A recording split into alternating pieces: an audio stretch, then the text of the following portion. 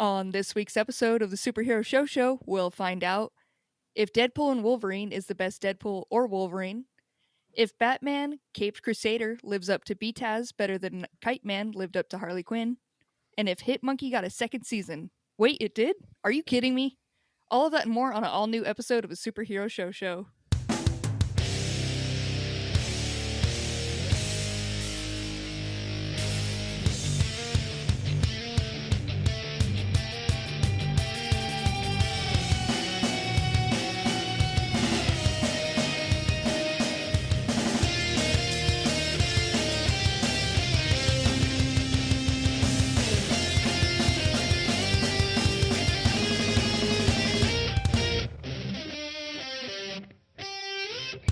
What's up, nerds? Welcome to the Superhero Show, the podcast that watches only the best of the best comic book-based TV shows and reviews only those. My name is Cassie, and I will be your host for this episode. I'm joined by my two very best friends in the world. First of all, there's Ryan. Oh my god, I just got back from the Des Moines Comic-Con held last weekend, and it was so good. Oh yeah? What are the big highlights from the Des Moines Comic-Con? You know the guy who played Wolverine? Yeah.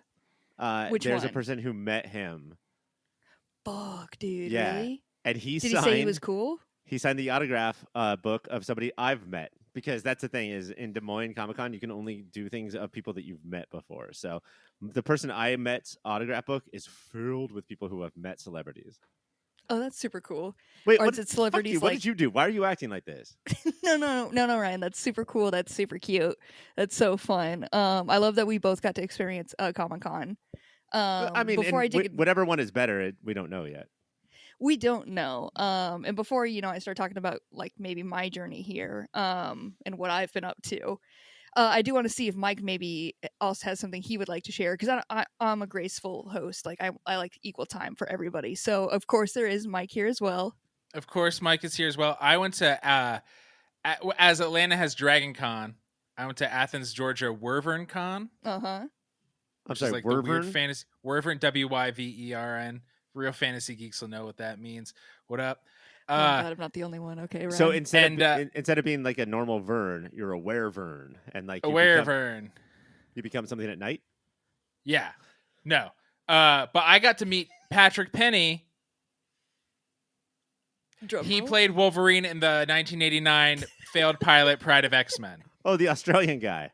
The Australian Wolverine who is not Hugh Jackman. Yeah. So it was pretty exciting. We played Ticket to Ride Europe. This all sounds very specific, and I'm sure a certain group of people are hyped for you and your journey that you went on. Yeah. Do you guys kind of like, I don't need to talk about what I was up to if we don't want. I kind of leave it up to you guys here. Like, okay, well, on this episode, we're doing Batman Caped Crusader, I guess, if we're just moving on. No. Ryan, yeah, that's my job. I'm You better get off mic. Well, you've been off gallivanting doing who knows what with who knows whom, so we thought we had to do it. We'll also be talking about Deadpool and Wolverine. God damn it. Guys, if we keep moving on with this, and I've been off gallivanting. Let's talk more about that. With who knows who, I know who. The real Wolverine, aka Hugh Jackman, me and him, best friends now. Ever heard of him, you guys? We partied. Is it fucked up that his name is Hugh Jackman and he is a huge jacked man? No, it's the prophecy, dude. It was set out there for him. I don't like it. I do like it. Wait, Cassie, where were you that you got to meet and become best friends with Hugh Jackman? I was at the San Diego Comic-Con, the Never one heard that of it. had all of them, hanging out around there. We became best friends with all of them.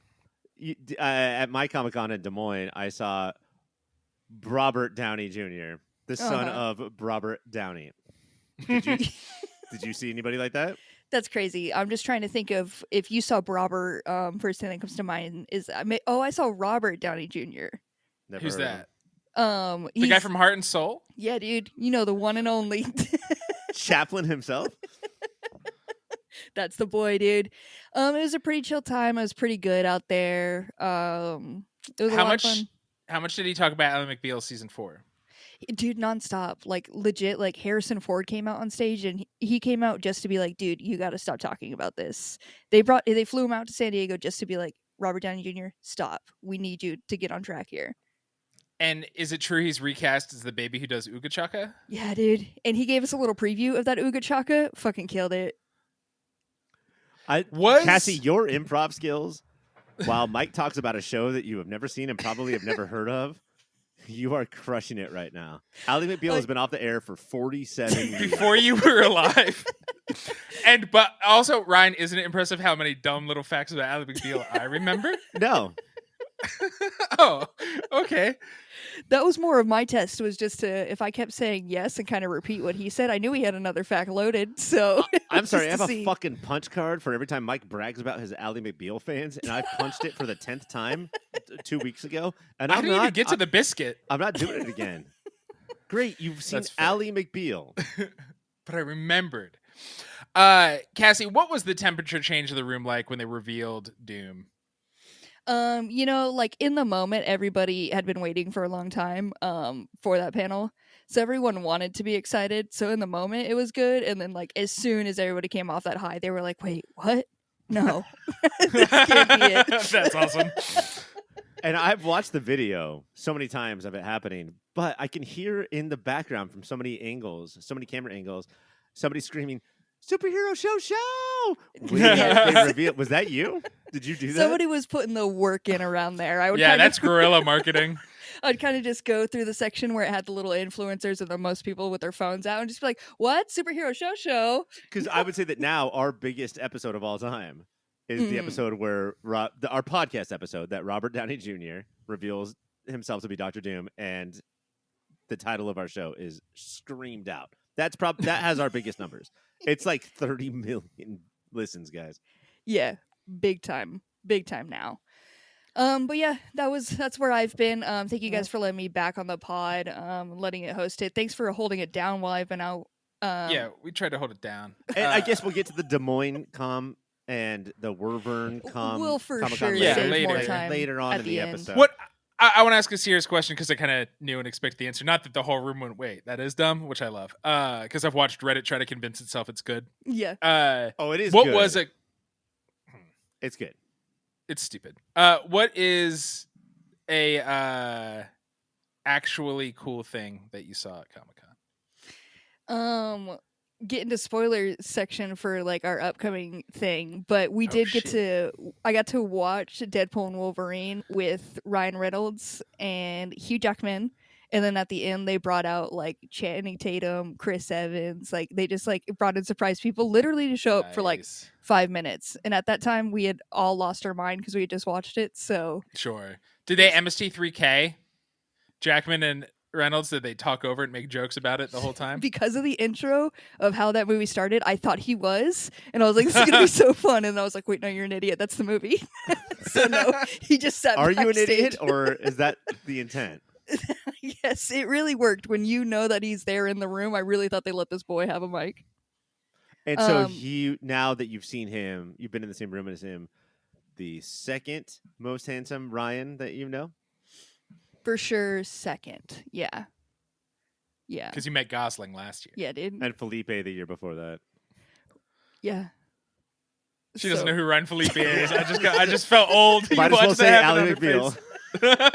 Ha! Cruel Intentions is your Ally McBeal, motherfucker. Mike, we're so good at telling the difference between Cassie's like, yeah, and yeah. Sure, you crypt keeper. I know it. We're friends. We know things.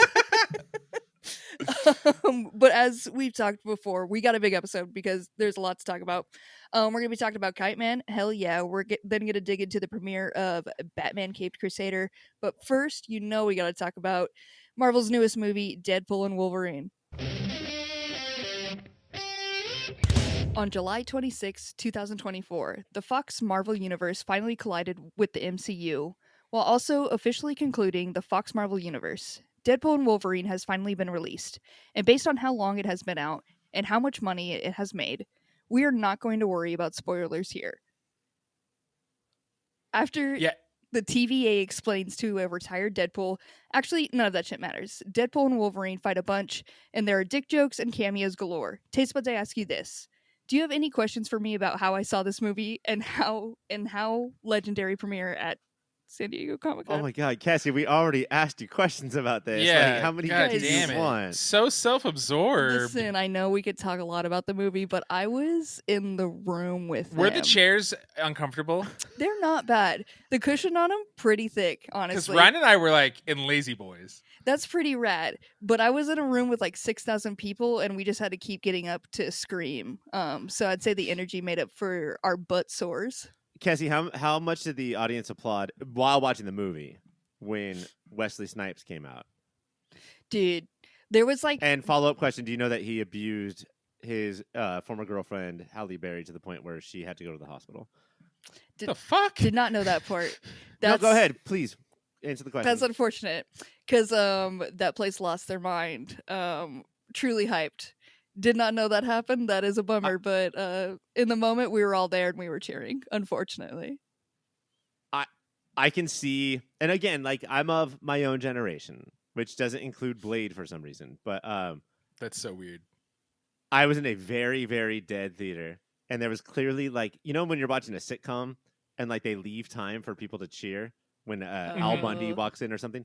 The movie leaves time for each of them, but so much time for Wesley Snipes.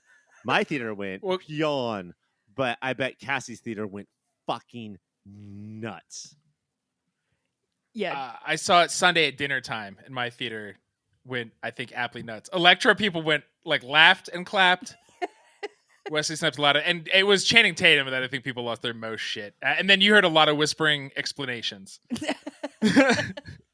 And I think that Channing Tatum is sort of the perfect example of this from Fox to Marvel to MCU thing of people gave a lot of shit to the Fox movies for not having comic correct costumes. Right. But if they did, they look like Channing Tatum as Gambit.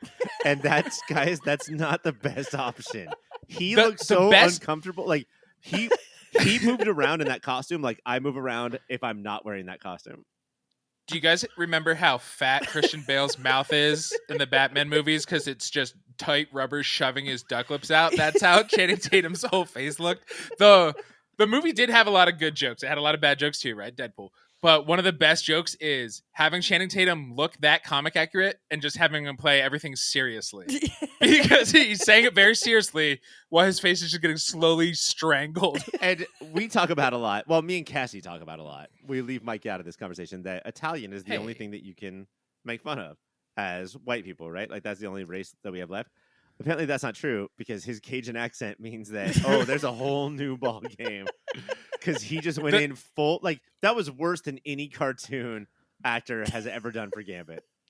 And I'll say the one real Cajun human I've met in real life, which I did not know they were real people, is more cartoonish than Channing Tatum's. So it is, he was softening it for the people.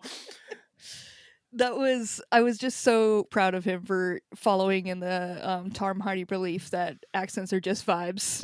Just kind of do your best and go out there. Oh my You've God. had years. The day before this, I watched The Bike Riders, where Tom Hardy, again, has no mask on, but he's just doing whatever the fuck he wants with his voice. Yeah. Why was Tom Hardy not theory? Gambit? That would have been the most ununderstandable thing that you have ever witnessed. My theory on Tom Hardy and Bike Riders, I think he's trying to do an impression of a guy doing an impression of Marlon Brando in The Wild Ones. But in an interview, and I know this is not about the Bike Riders, but in an interview, do you know the other fictional character that he added to Marlon Brando for that role? Who? Bugs Bunny. Gambit. Shut up.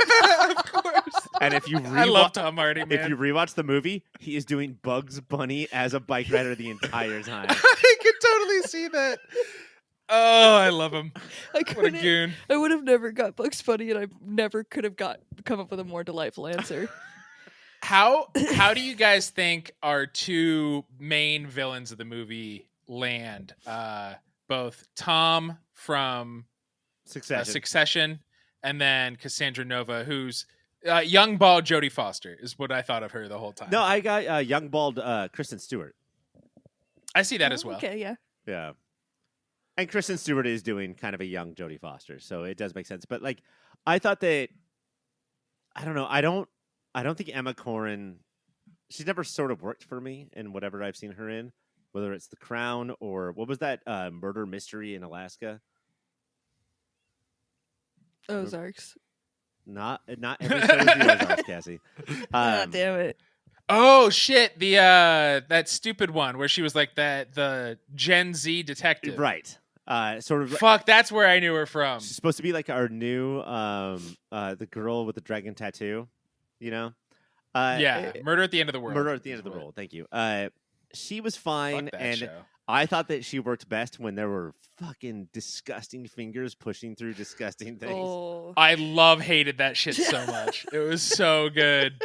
When it was coming out of like partial eye sockets, like shoving Toms, he would love that. If she did do them, he would come so hard. Honestly, you might as well cook eggs with your toes. That's how disgusting that was.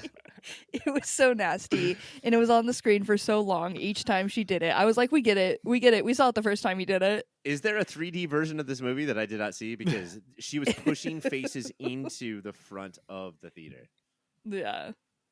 But yeah, she was fine, and Tom was fine. Yeah, that's basically, like, I would just say fine. Like, nothing super stand out for them, but, like, nothing terrible either. Like, they were there. They did good. Nothing like Taylor Mane, Sabretooth, the greatest X-Man villain of all time, who got 4 minutes of this movie where he was absolutely blown away. A lot of people online were upset how quickly Sabretooth died. Oh. Yeah. Because they're like, he would heal, he's a good fighter. And other people were like, bro, he was there for a joke. Move on. Like, that's what's perfect about this movie. Any criticism you have, somebody's going to say, bro, it's a joke. Move on. Like, That does. It makes it's it hard to perfect. argue with. Well, I Yeah. guess that's kind of what I want to get to then, is that, like, was this a rollicking good time for you guys? Or was there stuff that actually upset you because of your standards of the MCU or the Fox universe or... Well, the Fox universe never had standards, so they don't get to fucking say word one. You can't make X3 The Last Stand and say that you have standards. And then I think they made more bad movies than good in hindsight.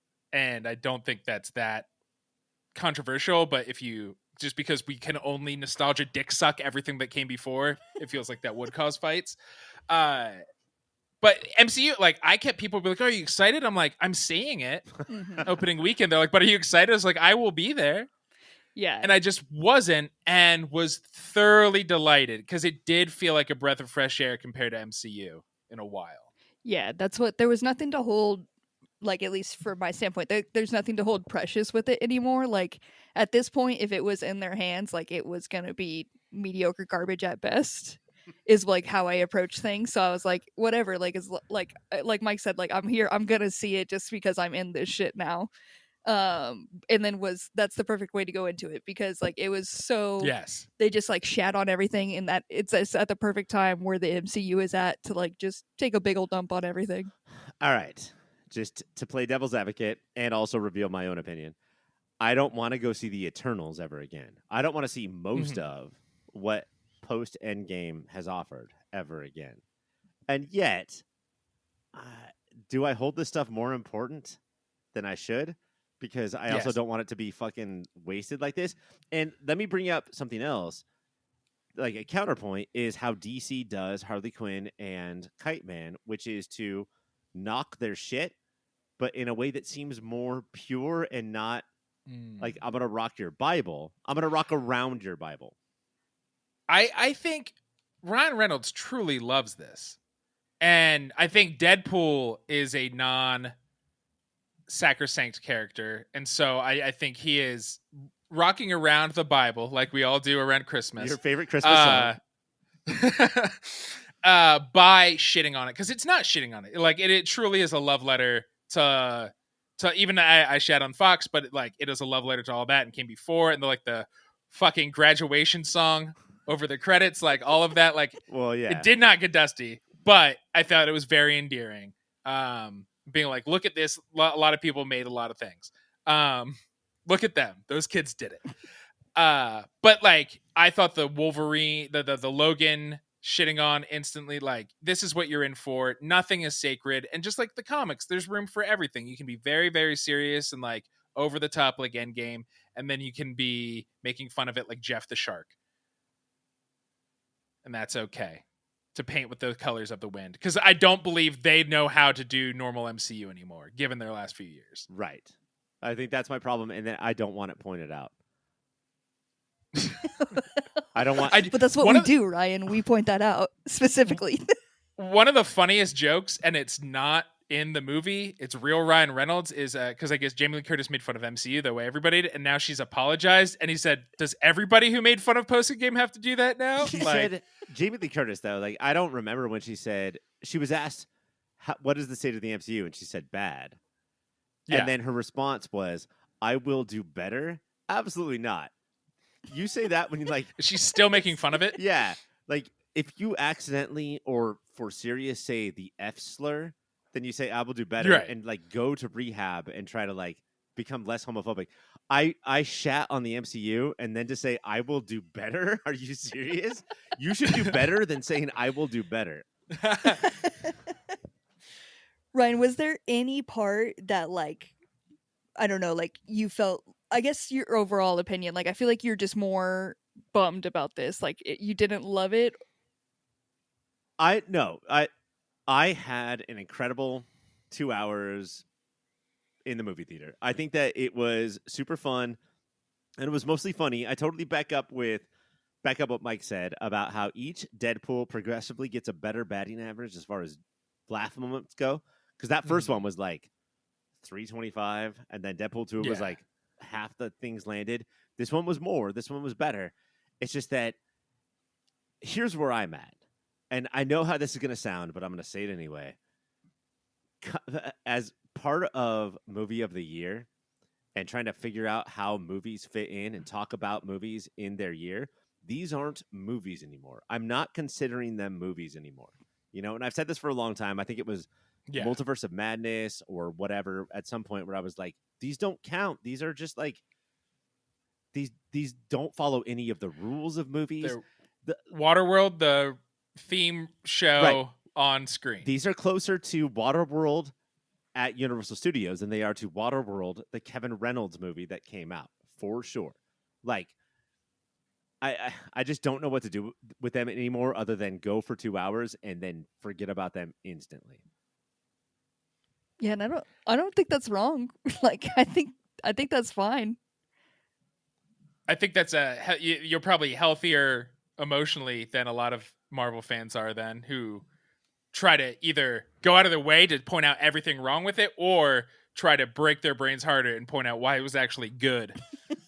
Or like, let me put it this way. Was The Avengers one of the 16 best movies or top 10 movies of 2009? Maybe. I don't know. But this movie, I loved. I had a great time. Mm-hmm. Not even in consideration for the top 10 of the year.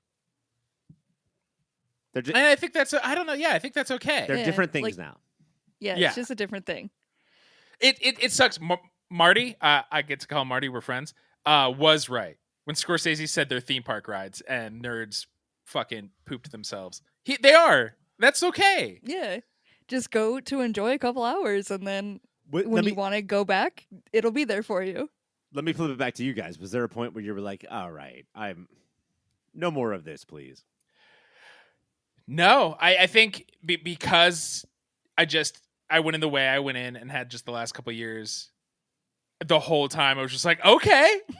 Like every 10 minutes, something happened to make me go, okay. Checking in, like, okay, yeah, still okay, still good.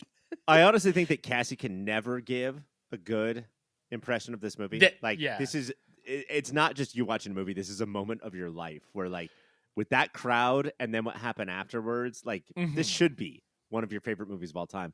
Chemical High. But when all of the Deadpools came out of the warp zone, I was like, come on, movie. I guess there was so much build up before that, and so that reveal, whatever, but I did like them fighting their way through them. Yeah.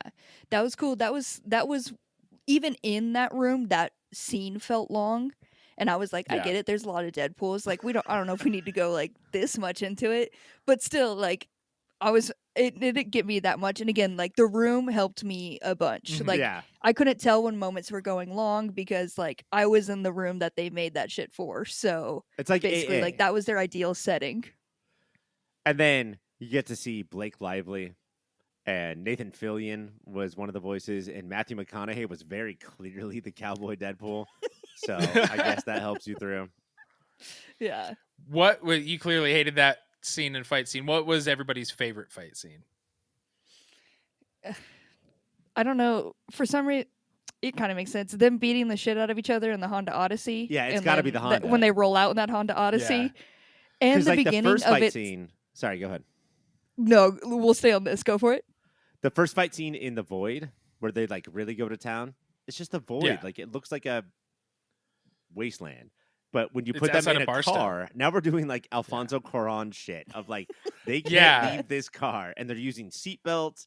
And The choreography. I know the healing factor means that like there's no stakes, but still, in that car, that was the best part of the movie. Yeah, it was fun. And then we got to determine that the Honda Odyssey does indeed fuck. Like, I'm at the point where I might get a Honda Odyssey now because it do fuck. Cover it in blood. I have to. But then, of course, the moments where they were like, it is Mad Max, that always got me too. Because then you just have that Mad Max vibe for those brief moments. Fun. That was the eye roll that sticks. I'm sure there was more, but when you see them, your brain goes, "Oh, that looks Mad Maxian," and then Deadpool goes, "What are we in? Mad Max?" You're like, "Okay." He just Mhm. screams out Fucking get it, buddy. Furiosa for no reason. He just screams Yeah. it out. But we have to get to the part in that part because this was the time that my theater came alive. I know it wasn't Blade for Cassie's theater, but for my theater, Deadpool found Captain America. And Yes. Yeah. when that shit fell off, and it was fucking Johnny Storm who was doing his best New York accent, like, I'm walking here, New York accent. I didn't remember. It was so New York. It was like Jersey by way of Boston. And I don't remember him sounding like that in the Fantastic Four movies. There's It's been no 20 way years that he since I've did. seen those. And I think that I did. Like, that's one of those movies where, like, I did watch it. I'm not sure. I You're know right. that I did not see The Rise of the Silver Surfer, but I did. Nobody I did. think I saw that first one. But when it came, his cloak came off, and there was a big 4 there. That was fucking Yeah. funny. I'm sorry. Yeah. That was good. Yeah, that was really good. And then the scene after the credit where you do just get Chris Evans saying all that shit. Yeah. Fucking good. Which, like- That's exactly what Deadpool needs. You want to talk about iconic roles, but like he will always be Captain America. So it is sort of like Captain America saying all of that awful Yeah. shit.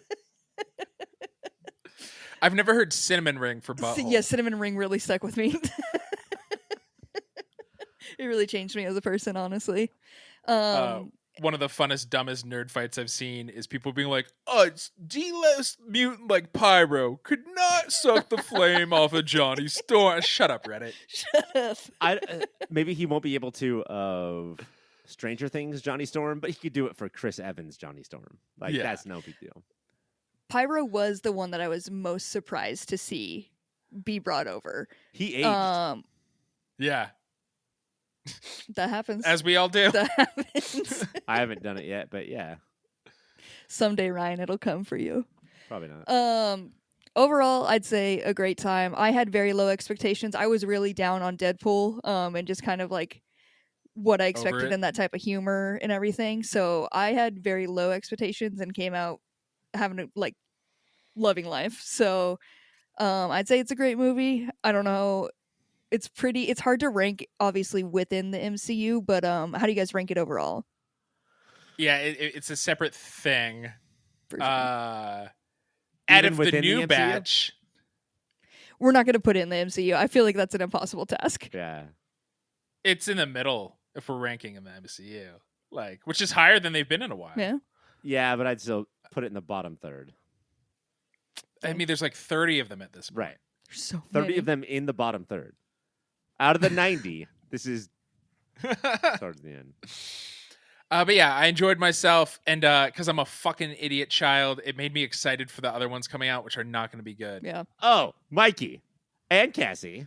We'll go with Cassie first. Deadpool, and I know we're out of time, so let's do this fast. Deadpool goes through a ton of worlds to find the perfect Wolverine. Name all those Wolverines. Cassie, you try first. Yeah, there's Wolverine 1, Wolverine 1.5. Okay. All right, so there's Short King, comic accurate Wolverine. Who? I mean, come on. Like everybody was like, Hugh Jackman's too tall. Is Yeah. that what you guys wanted? That's what was. You He guys was like, want is the this what tiny you little want? guy? The Hobbit Wolverine. There's Age of Apocalypse Wolverine, who was the one with one hand. Who was like the most feral, who Yep. stabbed the shit out of him. There was Crucified Wolverine on the. I want this like you know how some metal Mike's vans about like to metal get bands a back vans tattoo. are no, but I want it on a van on a panel van. Wolverine on the pile of bloody skulls, but I can't remember the name of that run that's from. That's Is just a it, cover. That's a cover. Executioner's Song or something. It's before that. It's from the 80s, I think, not the 90s. But like, there's a very famous cover of him on Crucified on the X. Yeah. And Mike, But you it are doesn't destroying happen in the Cassie's comics ever? turn. I'm nervous about your turn because you're giving her all the answers. But Yeah, keep going. right now Oh, I'm this is getting all Cassie's these turn. points. Fuck. Go back to Cassie. There's two more. Well, there's Henry Cavill, which is fan cast Cavill. Wolverine. Who am I forgetting? Oh, OG suit Wolverine. Brown and yellow. And what happens? What did happen there? I just remember the costume. Another famous cover pulls his the the Hulk. Hulk is there. So It's on my wall. Cassie, you get That cover. 500 points because you Yeah, nailed dude. all 5 of those. Good I know job. comics so well. This feels good. And Mike, maybe next time, bud. Next time we watch a movie, Yeah, you can maybe. get an I'll watch opportunity. harder. I'll watch harder. Yeah. I'll watch harder. Take some notes next time. I'd say go check it out, Deadpool and Wolverine. Go to a theater if you can to see it. That is all the time we do have though. So let's talk about Batman Caped Crusader. Nailed caped. On the series premiere of Batman Caped Crusader, we are introduced to this version of Batman who is a little dark, pretty moody, and very brooding. In this premiere, Batman is trying to stop the Penguin from destroying Rupert Thorne's warehouses. And if you wanted to know about this world's Penguin, yeah, she's a cold-hearted muscle mommy. We're also introduced to Jim Gordon and Barbara Gordon, who save everyone in the GCPD from getting blown up by one of Penguin's missiles. Taste Buds, I ask you, how do you feel about this show's portrayal of these well-known characters? Mikey, as much as I love BTAS, Mm-hmm. I don't. What did you think, dude? Was this weird? Was this awesome? It was You're awesome. the BTAS guy. I love BTAS. Have BTAS tattoos, and the just from the beginning, I was like, "Fuck, this feels so much like BTAS." It was, and especially just the credits start right before the show starts. The first thing you see is not Batman. The first thing you see is executive producer Bruce Timm to let all of us old heads know you're getting what you want, baby. This is 1940s Art Deco retro Batman shit. And It's then the best. Abrams, and then Yeah. Brubaker. So like, Yes. we are in good hands. It was just those names and then some other guy who I'm sure is talented, but it was the first name I didn't know of the 4 executive producers. But just that, I was like, yes. And like the weird black and white grainy credits. It was not the BTAS credits, but it was still sick. And yeah, all the art, the buildings, the cars, the background, the vibes of this is, it's a nice warm little blanket. Cassie, we've never forced you to watch BTAS like we have Spider-Man or X-Men. Have you watched any of it? I'm scared to answer this. I have not. So was this weird? I'm killing Mike. No, it was honestly like it was cool because I figured from that opening scene that's what the vibe was going for. I knew nothing about it coming into it. And I was just like, okay, all right, we're here. And by the end of it, I loved this series and how everything went. Like the way they're just like casually like they just really shit on men in a way that like is graceful and they're not hanging their hat on it, and just women get to be like a little bit better in a way that's in this comic book world, and it felt awesome. The whole vibe of it is fucking rad as hell. That probably wasn't BTAS. I mean, it had Harley and Yeah. but the goons, the faces of the goons looked so much like BTAS that it freaked me out until Oswalda's, who was the Penguin, Yes. younger son came up with the most Mad Magazine fucking Yeah. top What, lip me worry gummy. about my psychotic mom? When that face came on, I was like, if you don't fucking die soon, I can't watch this show anymore. And that's it. So it's hearkening, right? It's like a lot of BTAS vibes, but it is more violent. We never saw a mother drown her son mistakenly, Dude, Whoa. yeah. like on purpose, but for the wrong reason. Like, And then truly not care. Then be like, "Oh, are you regretting killing the wrong son?" And her being like, "Absolutely not. Oh, Couldn't care less." hold on, time out. I am not regretting that. Just like, Yeah. please don't ever think that I was regretting that, because I am absolutely not. I'm not. I'm about to fire a fucking military grade missile into the city. I don't regret anything. And like this show seems like it heard our X-Men and Spider-Man reviews and was like, can we make this Yes. a little bit more silly? Still spectacular, but Mhm. wait, look out for Oswalda, because she just purchased a military grade cannon that can blow up buildings. Oh god, TV. On her club that is a boat. Yeah, dude, it's it's maritime law. Try to catch her out there. It's just no. You can record and project NFL games, because Yeah. the rules don't count out there for NFL games or military grade cannons. Yes. So let's go and talk about the twists, right? And I do like. I'm sure there's fucking anti-woke mob bullshit out there, but I think everybody you've seen here, they're twisting. This ain't your daddy. They're doing a twist on it. Harvey Dent is an asshole right away. Yeah. Normally he's the white knight good. This guy is a fucking prick immediately. Harvey Dent is supposed to be like, I want him to get burned. he's supposed to be like the angel on Two-Face's shoulder of like, you used to Right. only fight for greatness. And he walks up to Barbara Gordon, and Barbara Gordon is like about to fucking bitch slap him the entire time because of what a piece of shit he is. He tries to bet her, flip a coin as he does, over whether her client should get the chair or 20 to life, while also still kind of trying to fuck Babs. Right. Oh, yeah. Like all of this is happening at once. She's twisted. She's a lawyer now, and she's like fully in her career. You could see her already being like, the system might be bank. I really like her deadpan humor. She thinks this whole world, this whole city is bullshit. She's sort of the Daria of the show. Yes. Who else? I guess there's the biggest change is Oswalda. I was confused. I honestly thought that Penguin had hired. This is how fucking man-pilled I am. And It got me too. I want to let the women cook, but I thought that Penguin had hired penguin-dressed women to dance in his bar.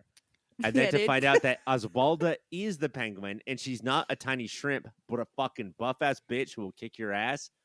How refreshing, guys. It's so rad. And then they had her up at the cop fundraiser thing she was doing, Yeah. just like hitting on cops. And I was like, Yes. fucking get it, dude. She's a cabaret ass kicker, and the cops were into it. And not Yeah. just because they're dirty cops, but also because they're dirty But cops. mostly 'cause They they're wanna dirty get cops. down. And then she is not disgusting at all, but her oldest son is slurping down fucking shrimp cocktail as if he's old school penguin. And then Bab says, "Oh, you spilled some on your shirt." And he's like, "Oh, fuck. Oh my God, fuck." Yeah. I did. Are they both this- Paul Scheer? Yeah, they're both They're Paul both- Scheer. Okay. They're different versions of Paul Scheer. What I There's In the two one like sides with of the Paul Paul Scheer Scheer. voice. One or the other. there's a lot of humor injected in this that BTAS was not known for, and it is and it's like real human grounded foibles. These are rich fail sons, Mhm. and the jokes are funny in a way that you would want to make fun of rich fail sons. And he tries, like people in the show try to make jokes. He's like, "Oh, my shirt must have been hungry," and she just walks away with that answer. He looks up, she's not there, and he's shocked. Also, speaking of fail sons, Bruce Wayne gets out of the water and then like uses the line on Babs, and when she walks away too, he uses the exact same line Reuses it. immediately. Because Like, it didn't work when on her, she's in and he knows he can earshot, he doesn't delight. care. I'm just going to use that line again. Oh, and we are. It's episode 1. We don't know, I know. if Batman is also kind of an asshole. Yeah. yet. I bet our fucking bitch listeners have listened or watched every single episode, All and of I them. only No, watched slow the down, first one. guys. Guys, watch with Watch it us. with We're gonna do us. 2 and 3 next week. I did want to ask about this Batman, because he seemed darker than a lot of them. The way he was like hanging that dude above the train, Yeah. I was like, he might kill this dude. Like he Yeah. doesn't seem to give a fuck. And then when like, it was like the train was finally there, he finally answered. He whipped him up quick, like Yeah. an old school Oh, shit, animation. I of got just too far. like, yeah, and you can see Batman going, "Oh fuck!" And also, I love the timing of this show because it's not the first days of Batman, but he is sort of Right. new. And so Yeah, people are still saying he's a rumor. right, they're getting used to him, and also he is getting used to it, and he gets knocked the fuck out a couple times. He's responsible for Oswalda putting the umbrella handle right on the missile launcher. Yeah. He's That was a big fuck up. He's not. And then when Oswaldo turns around, he disappears, but it's not because of how cool Batman is. He's like, oh, fuck. I just caused that. Coast Guard is there. I got to bounce. He's just like a And then little the kid kid- when the cops come. It's funny because normally, like in the Batman canon, like he starts off pretty like he has his gadgets, but like little guys. He already has the Bat submarine. He's got the got submarine. like, everything. Like- he's made the toys before he has earned them. And then just like a little kid, like he's back at the Bat Cave. His little butler comes to bring him a little sandwich with the crust cut off. And he's like, sir, don't you want to sleep? And he's like, no, I've done bad here tonight. There's I no, don't deserve to sleep. I haven't earned it. And Talk but you about know that changes- submarine was on cruise control, and he slept a little bit. Yeah. Oh, he napped hard. Talking about changes, we've seen different versions of Alfred, right, through the years. But it does feel like it's been a minute since we've seen. This is just sassy Alfred. There's not a lot of paternal instinct yet, and maybe that'll grow. But right now, I like it of him like my rich benefactor is insane, but I gotta pay the bills. I guess is his attitude. I wish that we could add, and we've had a Pennyworth show, so I'm not asking for that, but just a little bit of like him coming home to his wife, and his wife being like, "Did you teach him how to be a man yet?" No, dear. Can I have a spot of tea? He's just mastering Bat for now. There was a lot of great moments in this one. I want to jump to moments of the week. Ryan, what do you got for it? Oh, there's such a clear one. Babs and Batman have not met yet. So Babs is not a fan of Bruce Wayne. And why would you No. be? He uses the same line 10 seconds after it. He's already used it Cold. on somebody else. But Babs might need Batman's help. And when she does, Babs is cornered in an alley with 4 guys with Tommy guns coming at her. And I do want to say that, like, I think that Beats has really mixed up the future and Eras. present, but this feels like Yeah. very clearly of a different older time. Like that's the angle they're going. 4 guys get out with Tommy guns. She's got 1 bullet left, and there's 4 guys coming for her. And Batman's like, "Fuck it, I got a car," and just hits the shit out of 4 guys as hard as that car can go, and they fly. Like that does the damage.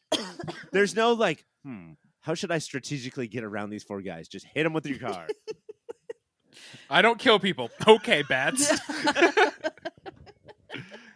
It's the Batman we love. Mike, what was your moment of the week?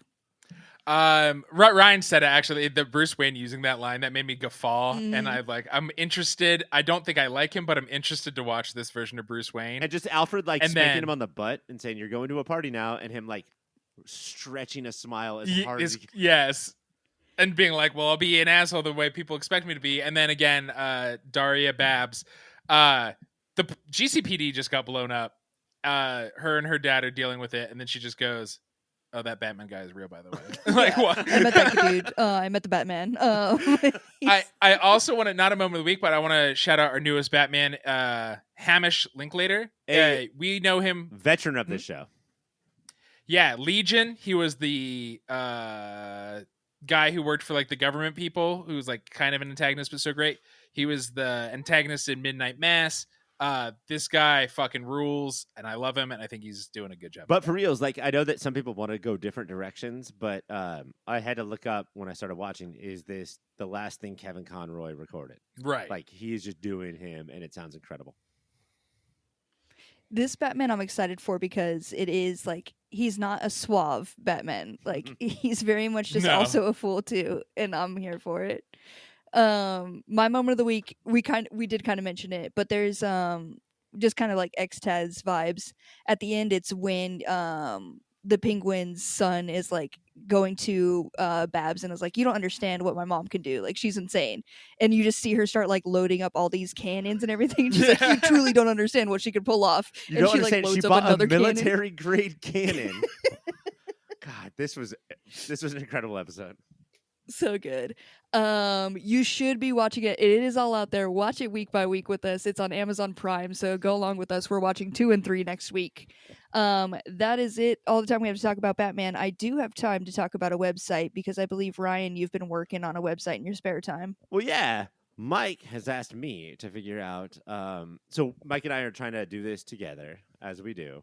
And Mike has asked me to figure out what would it be like if there was a military grade foot tickler. And that's what he wants to be launched at his feet. And Mike, do you know why you want that? It's the only way I think I could come these days. That's on me, Cassie. That's on me. I don't want to beat around the bush. You knew, Ryan. You absolutely knew what that would be. No, I thought he would beat a little bit around the bush. You knew as soon as that boy came to you and said, I need this. Why? Don't ask. Don't ask. But why? All right, you asked. But what a real friend you are, Ryan. While I was ordering it from the military and designing it to be directed at Mike's feet, he did tell me why he wanted it. And I kept going. I kept building, Yeah. Well, that's the only way I can come these days. You guys are broken, is what we have determined.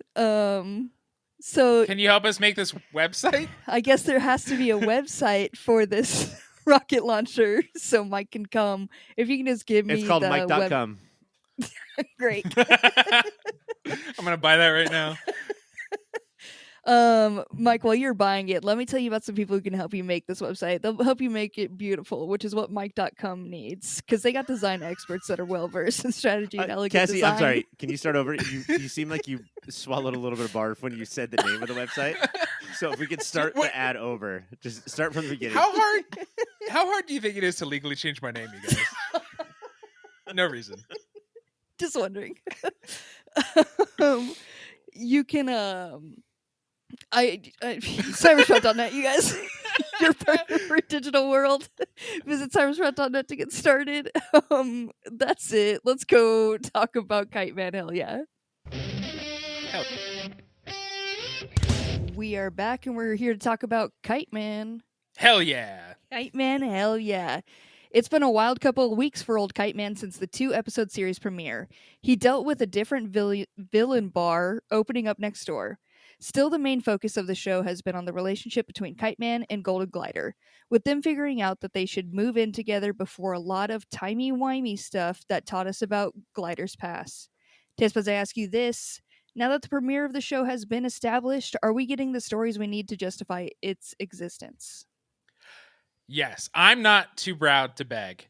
And I'm also not too proud to say I was overly arm-crossed on the premiere and saying I didn't get it. I thoroughly liked the Villigans and then the Magic Toilet episodes and hammering how these two fuck-ups are going to be together. And also, Ryan, you called it. Glider is the main character of this show, and she is a great one. She is the best. I thought that the Villigans episode was fine, but moving it together, going through the past, and it's not a Groundhog Day episode per se. It's just a time travel episode. Yeah, more Back to the Future or more Bill and Ted rules of time travel. If we have to pick one thing, it's Bill and Ted because Bane writes on the wall. and Bane fucks so much stuff up and uses the word explosives instead of explosives. So they're like, well, that's clearly Bane. That I thought the 4th episode was that would stand amongst all of the greatest Harley Quinn episodes. I thought that episode was incredible.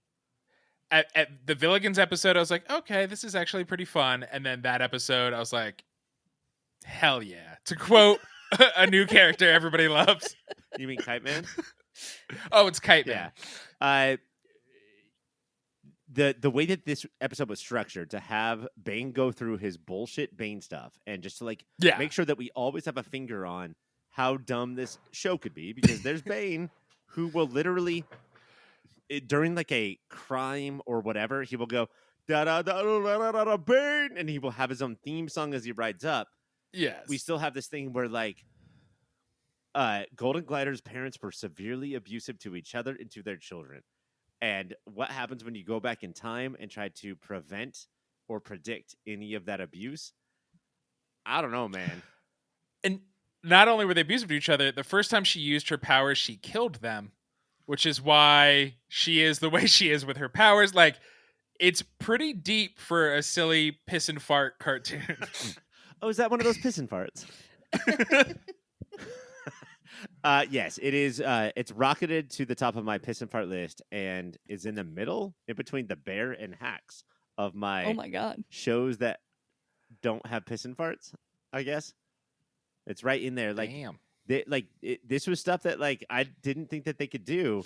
The third episode kind of weirded me out. There's a lot of like spying, and there was this character Six Pack who I don't love, who was jerking off he kinda sucks. to Glider and Kite Man kissing. But this fourth episode, man, I think this show is for real. Well, that's the calibration, right? And it feels like The governor. The- you need to hit the like- governor and then go back. But like it is a new show, even though it spun out of Harley Quinn, and so it's probably a new wave of writers, and so it's like, oh, is that too much? What are we trying to do? The balance of any of these, your Deadpools, your Harleys, and now your Kite Man, hell yes, is where what joke is too far, and what is the point of the joke versus how much character work you want to do. Yeah, I mean, like with the Deadpool movie, we didn't talk about the fact that he constantly said, "Oh, I have to do this for my friends," because that was such a Right. like non-entity part of the movie. You know, like we didn't Yeah. care about why he was doing it. But I think that Kite Man and Golden Glider they're in it for real, man. It sells it. Yeah. Yeah. And then we have Bane, who flushed himself down the toilet into the 80s. Like the show is always going to offer that. It's worrisome, right? It's like, okay, Family Matters is going to get a new show, and I know Family Matters was a spinoff, wasn't it? But Urkel's going to have a bigger role, and you're always like, oh Yeah. no, because Bane was the Urkel Poochie of Harley Quinn. Like, And- we loved him because we got sprinklings of him, But he is third billing here. that's what was so funny about the Villigans, the third episode, is that Bane went over to be a new part of that show. He's just whatever new show is here, he's going to be a part of it. Like I'll be there. there's going to be a new show on ABC with like Topher Grace and Bane, and like we're going to have to watch It's it. because he's always seeking somebody just to treat him kindly. Yeah. That's why he But keeps nobody wants to. leaving. In this episode, he wants to. falls in love with somebody, and it happens to be Golden Glider's mom, and he is staring at her the entire time. And the second they meet, she's like, "You're the fucking dumbest piece of shit I've ever met in my entire life, because you're fucking Bane." It's beautiful. I like It's this a good show. show. Yeah, I was wrong. Ryan, you were right. I don't know if that's ever been said in our recorded history, but I'm putting it out there. Oh no, Mike! It's said every episode of every podcast we do. You find it. I normally don't you say find- it. I normally don't say it. He knows for a fact. Don't turn that shit into a drop either, editors. Let's go to moments of the week. Mike, what do you got? When Bane, there's a lot of good character moments, but fuck that. When Bane first was walking around the 80s and he is horrified by remembering what the 80s were like, but one of his reactions is he's trying to call his friends, and he just says, "The 80s was not a good decade for cell service," and that made me laugh. So dope. He's an idiot. So dope. Ryan, what's your moment of the week? I mean, mine's obvious if you know me. Kite Man goes to Captain Cold's food truck that His he ice cream has. truck layer. Yeah, it's also his house. He's a big loser. This is Golden Glider's brother. And he then goes to the back to dig for something, and he throws stuff out. And one of the things he throws out is a basketball, because if stuff has to fly out of anything, there's going to be a basketball. It's going Got to it. get me every time, Cassie. I don't know what to tell you. It's classic. How can it not? Basketball just bounces out. Why did he have a basketball in there? Don't worry about it.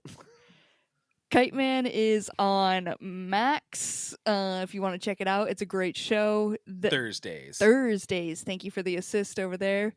That is it for the show, though, guys. We got some websites that we want to tell you about. Mike, you want to tell the people about the websites? Yeah. I thought that's why you said my name. Yep. I'm confused.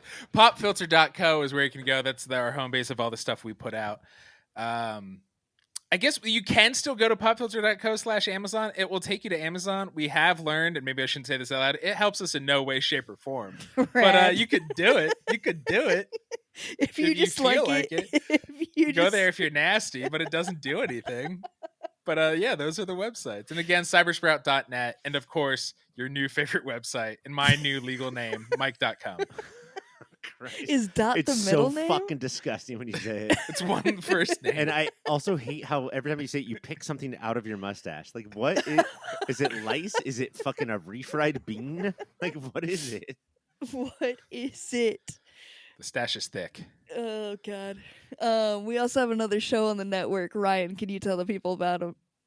Well, first of all, I want to point out the podcast Waiting for Doom, because apparently we don't talk about Hitmonkey enough. So if you want to hear about Hitmonkey, please subscribe to the podcast Waiting for Doom, and they are going to talk to you all about Hitmonkey. And then, of course, Movie of the Year. We are wrapping up the year 1984 on Movie of the Year, Mike. And what do you think is going to take this down? I don't know. There's so many ways, and I feel like all of us hosts of Movie of the Year each have a different favorite, which means they're not moving forward. So it's gonna be everybody's second favorite, and Electric Boogaloo. It's gonna be Breakin' 2 Electric Breakin' Boogaloo. 2. But again, Waiting for Doom is going to tell you about everything you need to know about Hitmonkey and Snowpiercer. You could also, to learn about Snowpiercer, go to the podcast Prepare to Brace, the official Snowpiercer podcast that has not touched Snowpiercer since season 3 ended. Is that one of those pods that's like official and they have like no actors no, on? no. No, okay. But this is the quote unquote official and official. That's all they used to do, and they stopped. Why do you expect us to watch it if even the people who are the biggest fans of dedicated podcasts won't watch it? You guys, come on. They're Get back off our on balls. it though. I also want to bring up the podcast website review, which this week is covering Mike.com, and everything that is every single page on that website they are covering. So in deep detail with their deep eyes. It's terrible. We're on social media. You can follow us. We're at Your Pop Filter on Instagram. We're also at popfilter.co on YouTube. And we're on Blue Sky again at popfilter.bluesky.social. You guys know how the weird handles over there work. You know, are we on not Mastodon? us, but No, that's too confusing. And of course, when Buffer does an easy connection, I'll do it because that's why we're in Blue Sky. Because Buffer said, "Hey, we do this now." Well, yeah, you do. And we are at Mike Loves Trump on True Social, so follow us there. Yeah. Mm-hmm. That's going to be a great follow for sure. We got an email. It's going to be contact@popfilter.co. If you got any questions for us, any comments, any concerns specifically about Mike, send those over. I think that's a real one, though, Cassie. Hold on one sec. I think that's a real one because we are hitting a 50 soon. And so we actually need people's emails. So popfilter. I'm sorry, Cassie, what is it? The email? Contact@popfilter.co. I can't take Mike's face when I ask you that question. Please, any questions that you have about why we do or do not do anything, why don't we cover Snowpiercer more? Why does Mike what come? gives you the right? All of those emails we're going to be answering on our anniversary show coming up soon. Any question you have about life, we'll take a shot at it. We can do it. Any question at all, send it over. Contact@popfilter.co. Next week, we'll be talking about more Kite Man and more Batman. That is it for this week, though. For Mike, I'm Ryan. For Ryan, I'm Mike. For me, I am E. Bye, everyone.